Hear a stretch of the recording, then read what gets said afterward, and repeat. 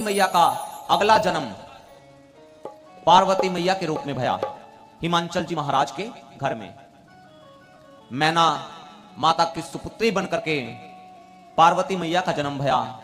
वहां पर नारद जी गए और नारद जी को देख करके हिमांचल जी महाराज जी ने चरणों का पूजन किया, श्रेष्ठ आसन पर बैठाया और फिर बाद में कहने लगे, त्रिकालज्ञ सर्वज्ञ तुम, गति सर्वत्र तुम्हारी, कहई सुता के दोष गुण, मुनिवर हृदय विचारे। आप त्रिकालज्ञ है। त्रिकालज्ञ का मतलब आप भूतकाल, भविष्य काल, वर्तमान काल के बारे में भली भांति प्रकार से जानते हैं। हे मुनि श्रेष्ठ नारद जी, आप कृपा करके जो मेरी ये पुत्री है पार्वती, इसके हस्तरेखा को देख करके इसके बारे में क्या गुण है, क्या दोष है, मुझे बताइए।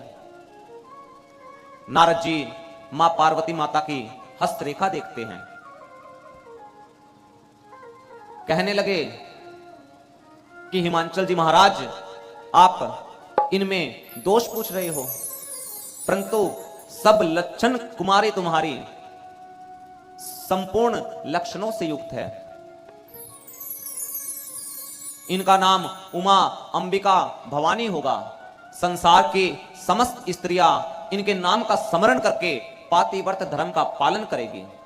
इनका सौभाग्य अखंड रहेगा। इनके कारण ही आपको तीनों लोकों में यश कीर्ति की प्राप्ति होगी। यह संपूर्ण जगत की अंबा कहलाएगी। हिमांचल जी महाराज प्रसन्न हुए, कहने लगे, मुनि श्रेष्ठ,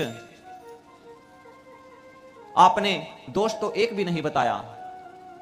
नारद जी ने कहा कि महाराज, ये दोष मुक्त है, परंतु जो इनके होने वाले पति है उनमें थोड़ा सा दोष दिखाई दे रहा है।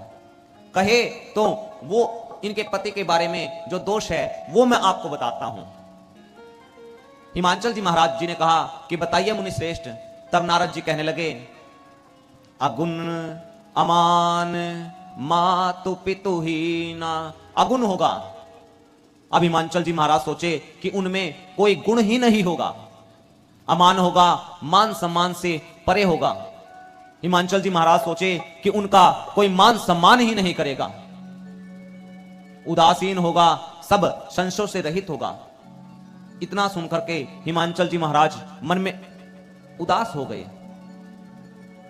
उसके बाद नारद जी कहने लगे, जोगी जटिल अकाम मन।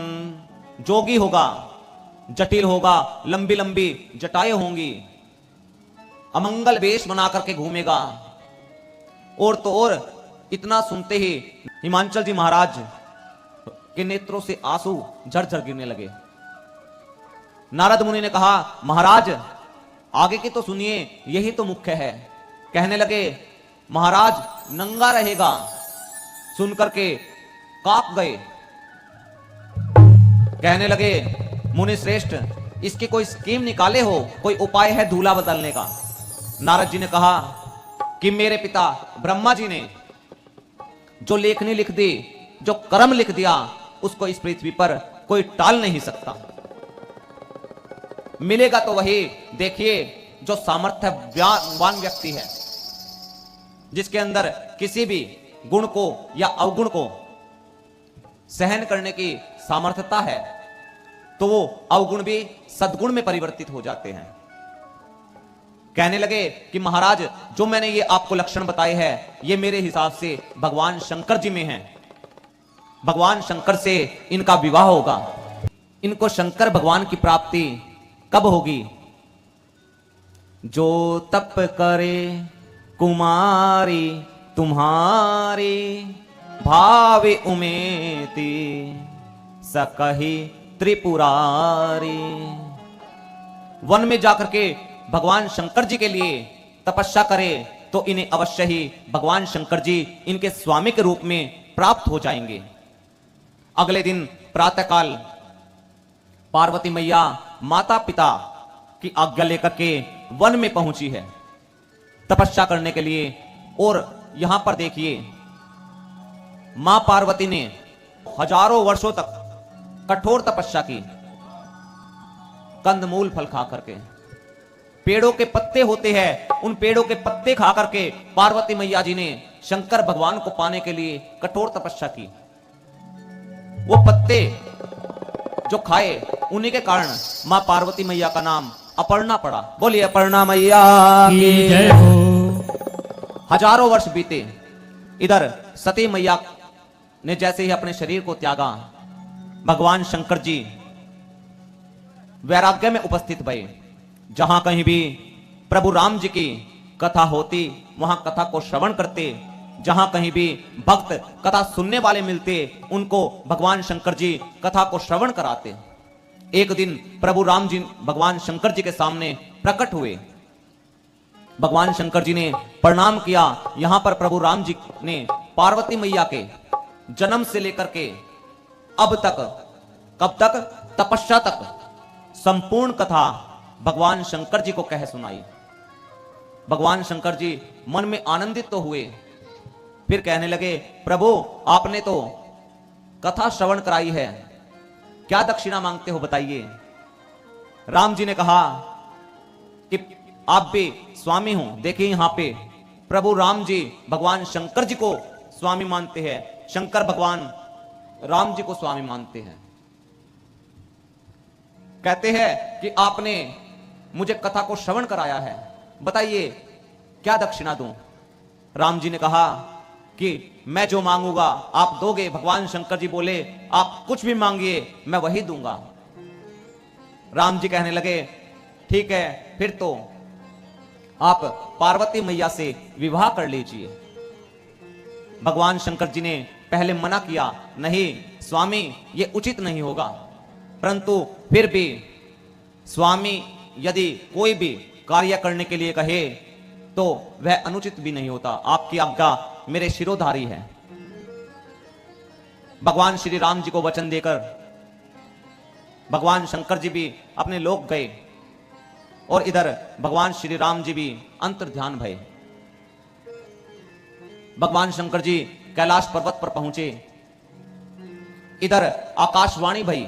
पार्वती मैया वनों में तपस्या कर रही थी। आकाशवाणी हुई, हे पार्वती, हे भवानी, आपकी तपस्या संपूर्ण हुई। देखिए जब आपको पिताजी आपके बुलावा भेजे तो आप अपनी जिद, अपना हठ छोड़ करके उनके कहने पे, उनके बुलावे पे आप घर को जाइए। अगर मार्ग में आपको सप्तऋषि दिखाई दे तो हमारे वचन को आप सत्य समझिएगा। इधर भगवान शंकर जी मन में सोचते हैं कि पिछली बार सती ने मेरे प्रभु राम जी की परीक्षा ली थी, अब की बार मैं पार्वती की परीक्षा लूंगा। भगवान शंकर जी ने सप्तऋषियों को भेजा। सप्तऋषि गए और जाकर के जैसे ही पार्वती मैया के दर्शन किए, मानो तपस्या की मूर्तिमान ही हो, मन ही मन प्रणाम किया। कहने लगे, हे पार्वती, आप ये तपस्या किसके लिए कर रही हो। पार्वती मैया ने कहा कि भगवान शंकर जी को अपने स्वामी के रूप में प्राप्त करने के लिए मैं ये तपस्या कर रही हूं। सप्तऋषि बोले, किसके कहने पर। पार्वती मैया ने कहा, अपने गुरु नारद जी के कहने पर। बोले कि नारद जी के कहने पर। नारद खुद तो जैसे है वैसे ही सबको बनाना चाहते हैं, उनकी बात मानकर क्या किसी का घर बसा है। चित्र केतु के घर को देख लीजिए, चौपट जी का नारद किया हुआ है। अपने आप तो भिखारी बनकर के घूमता है, सबको अपने जैसा बनाना चाहता है। और रही बात शंकर जी की, उनके साथ विवाह करने से क्या लाभ प्राप्त होगा। बिना घर बार के है, नंगे घूमते हैं, कोई काम भी नहीं, लंबी लंबी जटाएं है, क्या फायदा मिलेगा। कुछ फायदा नहीं है। हमारी मानोगी। पार्वती मैया बोली कि बताइए आप क्या कहना चाहते हैं। तब सप्तऋषियों ने कहा कि हे पार्वती, हमने आपके लिए बहुत सुंदर दूल्हा देखा है, बहुत सुंदर है, साकेत में रहता है, बैकुंठ वासी है, और जिसको देखने से मन इतना आकर्षित हो जाए, वेद पुराण सब उनके गुण को गाते हैं। नाम उनका श्री हरि विष्णु भगवान है। अगर आप कहे तो मैं उनसे बात करूं। पार्वती मैया बोली कि जो अब मैंने मन में संकल्प कर लिया, अब उसे कोई भी नहीं टाल सकता। अब चाहे मेरा घर बसे या उजड़े, मुझे इसकी परवाह नहीं, मुझे तो केवल भगवान शिव से लगन की परवाह है। पार्वती मैया ने सप्त ऋषियों से कहा, लगन शिव से लगा बैठी, जो होगा देखा जाएगा।